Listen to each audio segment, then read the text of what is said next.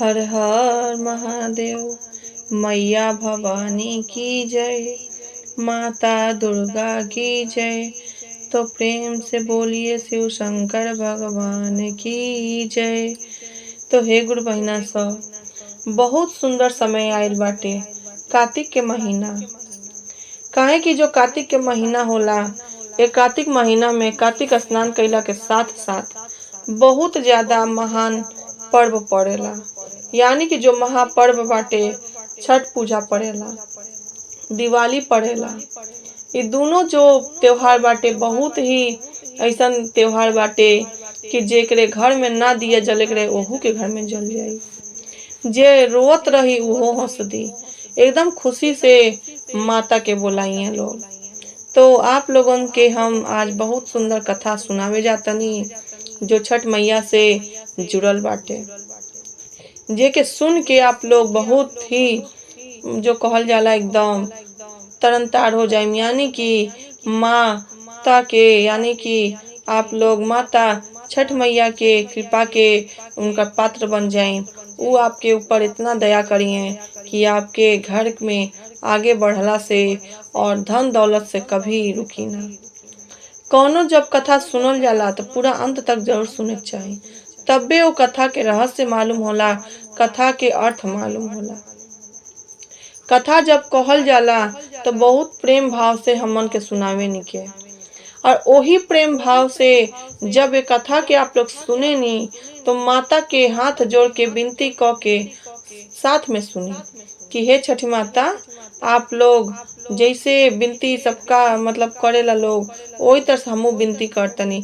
जैसे आप सबके ऊपर दया करे नी, दया बरसावे नी, वही तरह दया हमरो पे करम, हमरियो पे दया बरसाई। ते आई अब ये छठ मैया के गुणगान गावत हुए, कहत हुए, कथा सुनावत हुए प्रेम से बोली सब गुरु बहिना सब मिल के जय छठ मैया की, मैया दुर्गा की जय, गौरी पुत्र गणेश की जय। तो छठ मैया की जयकारा लगावत हुए प्रेम भाव से पूरा अंत तक सुनो। कथा पसंद आ जाए तो चैनल के सब्सक्राइब जरूर कर लें, और चैनल के सब्सक्राइब कइला के साथ साथ कमेंट बॉक्स में जय छठ मैया जरूर लिखो। काहे कि जब जय छठ मैया लिखो तो आपे लोगन के ऊपर दया बरसी। काहे कि जब माता के यानी कोनो भगवान के जब नाम लेवल जाला तो देवी देवता कभी नाराज ना होने, बहुत खुश होला लोग। काहे कि जो मनुष्य के जीवन बाटे भगवान के नाम लेवे खातिर बाटे। तो आई अब हम कथा के सुनावे जातानी, अब पूरा प्रेम भाव से सुनी। जो आज के कथा बाटे, एक राजा रानी रहल लोग। बेचारा राजा रानी जौन रहल लोग, उनकर एको औलाद ना रहने, एको औलाद ना रहने। वो दोनों जने बहुत सोचे लोग कि हमार कोनो औलाद नहीं बाने, हमार राजपाट का होई, हमार घर के जो इतना धन दौलत बाटे का होई। लेकिन जो रानी रहली वो सोचे, राजा रहने वो सोचे। एक दिन देखत का बाड़ी, है कार्तिक महीना चलत रहल, देखत का बाड़ी कि देखा ने आज लागता मतलब वहाँ थी कुछ हवे, तेही से सबके फल लेके दौड़ा लेके घाटे जाता लोग। तो सबसे पूछली लेकिन केहू डरन कुछ ना बोलल। काहे कि भाई राजा बोले लगी है। तो एगो बूढ़ी रहली, उनसे का पूछा तली कि ए माता जी आपे बता दी दौड़ा लेके कहाँ जाता नहीं। तो कहत का बाड़ी हम बताएं तो राजा साहब रिसिया जाए। तो कहत रही ना राजा साहब ना रिसियाएम, आप हमके बताई आप कहाँ जाता नहीं दौड़ा लेके फल वाला। कहत रही हम जाता नहीं छठ, आज भूखल बानी, और आज जौन छठ हम भूखल बानी वही के अर्घ देवे जाता नहीं घाटे। तो कहतली हम चली। तो कहतली ना आप नहीं आए, काहे कि राजा साहब रिसिया जाए। तो कहतली ना राजा साहब ना रिसियाई, हम राजा से कह दे, अपने मंत्री के भेजवली, कह दे राजा साहब से कि हम जातनी घाटे गंगा जी के तीरे घूमे। अब वहां से निकलली घूमे कह के, और बूढ़ी के साथ निकलली गईली अर्घ देखे। अर्घ जिसे कैसे देवल जाला के देखे गईली, फल फूल कैसे थी वाला सब कुछ देखे गईली। गंगा घाटे पहुंच गईली मंत्री के साथे, देखियो के वापस अली। फिर भोर भइल, तो कहत का वाली राजा साहब से हम जाए गंगा जी में आज नहाए। तो कहत न जा मंत्री के साथे, मंत्री के बोलौली चल गई साथे नहाए। देखा तली भोर में कि सब केहू अर्घ देता, अब अर्घ दे के प्रसादी बांटल लोग। इहो अपन अचरा ऐसे कहली कि हम प्रसादी चाहे, तो केहू डरन ना देवल लोग कि के जानो राजा साहब से मंत्री कह दी है तो हमन के मतलब कारागार जेल हो जाई, तो डरन केहू देना प्रसादी रानी के। तो बूढ़ी से कहतलिए माता जी केहू प्रसादी ना देता हमके, रउए दे दी हमके हमरे अचरा में। तो बूढ़ी कहतली राजा साहब जान जाइए तब का होई। कहतली कुछ ना होई, हमके अचरा में प्रसादी दे दी। अचरा में प्रसादी ले ली और वो बूढ़ी माता से पूछली कि व्रत कैसे कइल जाला। बूढ़ी माता कहली जब अगला साल कार्तिक के महीना आई और जब पंचमी आई तबे हम तोहके बताई। कहली ठीक बा। जब पंचमी आई अगला साल भइल तो बतौली और जौन बेदी पर से वो चना होला, गुड़ होला, ठेकुआ चढ़ेला सब उठा के ले आई रही अपने अचरा में। अचरा में ले आईली, खैली, अपने राजा साहब के देले रहली खाए के। फिर अगला साल जब कार्तिक के महीना आयल तो बूढ़ी के घरे पहुंच गईली। बूढ़ी अभी इनके घरे आवे के रही तब तक ये रानी बूढ़ी के घरे, वो गांव के जो एक ठो बूढ़ी रहली गरीब, उनके घरे पहुंच गईली पूछे। कहतली आप हमके जल्दी बता दी कि कैसे भूखल जाला, कैसे का कइल जाला और ए भूखला से का होला। वो बूढ़ी कहली कि पंचमी के दिने नहाए खाए के दिने यानी कि खरना कइल जाला। खरना जो बड़की छोटी छठी रहेली तो वो दिन छोटकी छठ माई के व्रत कइल जाला। और दिन भर भूखला के बाद यानी कि बाल धो के नहाइल जाला और दिन भर भूखला के बाद शाम के मीठा पकवान बनावल जाला। गुड़े के और चावल रसियाव बनावल जाला और ओकरे साथे साथ घीवे के रोटी यानी कि घी में के रोटी बनावल जाला और लौकी चना के सब्जी बनेला सादा, सिर्फ मरचा डाल के घी में छौंक के। कहली ठीक बा। फिर दूसरा दिन फल ओल कहाँ से थी हुई। कहतली दूसरा दिने जब भूखल जाला तो एको जल मुँहे में ना जाए चाहे, 24 घंटा ओकर जो व्रत होला ओके कइल जाला। और जो दूसरा दिन छठ के दिने रहेला, षष्ठी के दिने, ओ दिन जब छठ कइल जाला तो सुबेरे फल फूल मंगा के आटा तैयार करके यानी कि गेहूं बढ़िया से धो धा के एकदम चिड़िया चुड़ुंग चीटी कुछ ना जुटल ले रहे ओके यानी कि गेहूं के पीस के ओकर ओ अरग पर के बनावल जाला ठेकुआ पूरी। तो कहली ठीक बा। ओही तरह से रानी अली घरे, सब कुछ तैयारी कैली। तैयारी कैला के बाद से राजा साहब से कहतली कि आप जाई लौकी लेते आए, चना के दाल लेते आए और हई सामान चाहिए, कल हम भूखम छठ के व्रत। कहने राजा साहब ई काहे। कहतली ऐसा ही कि अपन घर यानी कि वंश ना आगे बढ़ता, यही से घर में धन दौलत रह के का करी जब वंश ना आगे बढ़ी। कहने राजा साहब ठीक बा। गईली लेके उ मतलब बांदी के यानी कि अपने नौकरानी के पर्चा पकड़ा देली पैसा वैसा लेके। राजा साहब के बांदी गईली, साथे साथे सब सामान लेके आयल लोग। ले अला के बाद से बिहान भइले नहाए खाए के दिन बाढ़ और धो के रानी नहैली, खूब बढ़िया श्रृंगार कैली। श्रृंगार कैला के बाद दिन भर भूखल रहली और वही दिन एक रजिया गेहूं खूब बढ़िया से धूप में सुखौली।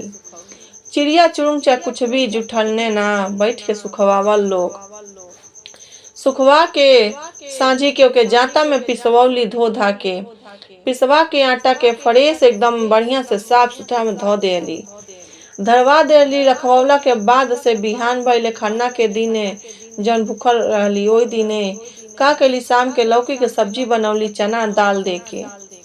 चना दाल जब डाल के बनौली एकदम सादा, घी में तड़का लगौली। राजा साहब कहतनी कहाँ से सुगंध आवता। सब केहू कहल रानी खाना आज बनावतनी, रानी माता बनावतनी, उन्हीं के हाथे खावे यही से सुगंध आवता। कहने बड़ा स्वादिष्ट आवता, काहे कि छठ मैया के जो कृपा रहल। आईने ओकरे बाद से कहतने सब्जी हमक चाही। कहली अभई ना, जब सब खाना बन जाई सबके प्रसादी दे दे, हमहू खा ले मतलब हम खा लेम, सबके प्रसादी बटाई, ते आपो आके खा लेम।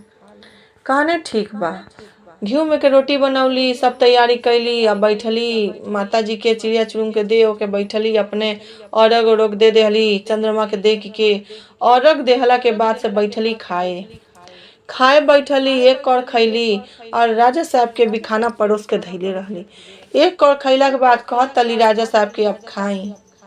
उहो खाइने राजा साहब कहतने आज के जैसन भोजन हमके कबो ना मिलल रहल, इ भोजन में बहुत स्वाद बाटे।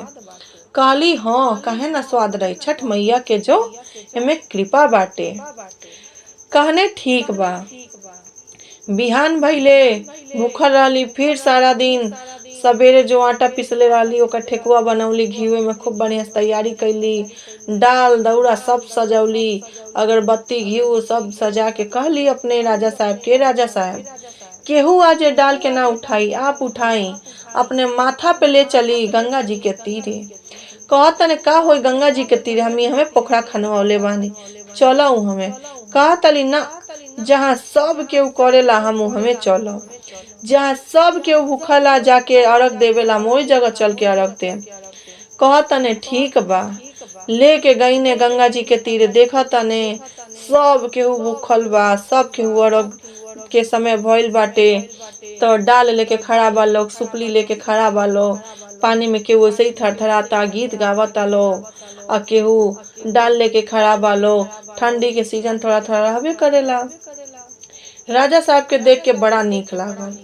फिर भोर भइल, राजा साहब उठौने दौड़ा लेके गईने, लेके गईला के बाद वहाँ देखतने इतना ठंड में पानी में 2-2 3-3 घंटा खड़ा बा लोग, गंगा जी में खड़ा बा लोग, सूरज देव के बुलावता लोग, गीत गावता लोग, इतना सुंदर सुंदर, इतना मन भावन गीत। राजा साहब के मन में बड़ी मतलब एकदम खुश भइने कि छठ के ऐसा पर्व आज हम देखले ना रहनी।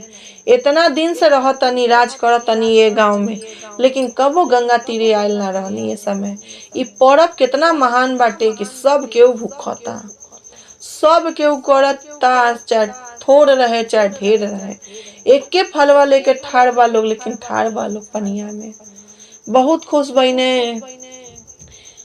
सूरज भगवान उगने, अर्घ दियाइल, अर्घ दियाला के बाद से वहाँ प्रसादी सब केहू बाटल, रानी भी बटली, रानी के प्रसादी सब केहू लेवल, लेकिन रानी के जल्दी केहू प्रसादी ना दे डरन। तो राजा साहब कहतने अपन हाथ पसार के हमके दी प्रसादी, हम खाइम प्रसादी। तो सब केहू मुँह ताके कहतने डराए सब ने, हम केहू के कुछ ना करम, हमके दी प्रसादी। सब केहू बड़ा खुशी से प्रसादी देवल लोग राजा साहब लेने। और ओ समय अर्घ देते समय सूरज भगवान से, छठ मैया से के चीज मांगल लोग कि हमरा जो घर के राजमहल के कोनो वंश नहीं खे, हमरे कोनो औलाद नहीं खे, हमरे सब कुछ बाटे ए देवी, हे छठी माता सब कुछ बा, लेकिन हमरा एको औलाद नहीं खे, हमके एगो औलाद चाहिए। माता जी तो खुश भइले ही रहली। अब ओकरे बाद से भूखली, और ठीक उनके महीनवे दिने से बेचारी के सब तकलीफ उनका शुरू हो गई। कहतली देखी ना ऐसे ऐसे हमार तकलीफ बा। राजा साहब कहतने रुको, हम वैद्य के बुलावत तनी और तुहार चेकअप करवा देतनी। चेक करवाने पता चलल कि गर्भवती बाड़ी। बहुत खुश भइल लोग, पूरा गांव में पूरा सब जगह लड्डू बंटवावल लोग। राजा साहब बहुत खुश भइने, बहुत बढ़िया बढ़िया सबके गांव में एक एक सेट कपड़ा सबके मतलब बटने दीनन के, यानी कि गरीब लोग के। ओकरे बाद जब 9वां महीना भइल, एक सुंदर पुत्र पैदा भइने, एक सुंदर पुत्र पैदा भइने। अब पुत्र पैदा भइले के बाद से लोग बहुत खुश भइल लोग, खुश भइल लोग, छठ मैया के कृपा से एगो बेटा हो गई। फिर भूखल लोग छठ के, लेकिन अपने बेटा के वो जगह पे यानी कि गंगा तीरे ना ले जा लोग, डरन कि कहीं कुछ हो न जाए।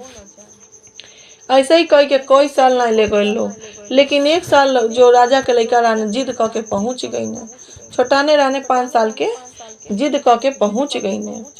पहुंचला के बाद से कहत का बाने कि हम जाइम गंगा जी में नहाए।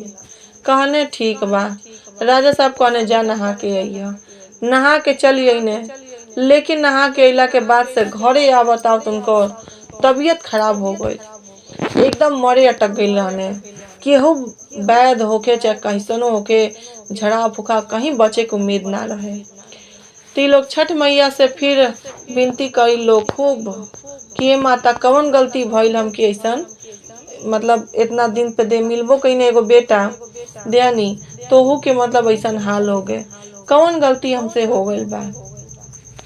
तो छठ मैया उनके साक्षात दोनों जने के, राजा और रानी के साक्षात एकदम रूप में आके कहत का बाड़ी कि देखो तू लोग से गलती एक्के भइल बा, जब हम औलाद देहनी तो हमरा घाटे ले आवे के चाहिए, वो औलाद के हमसे मिलावे के चाहिए।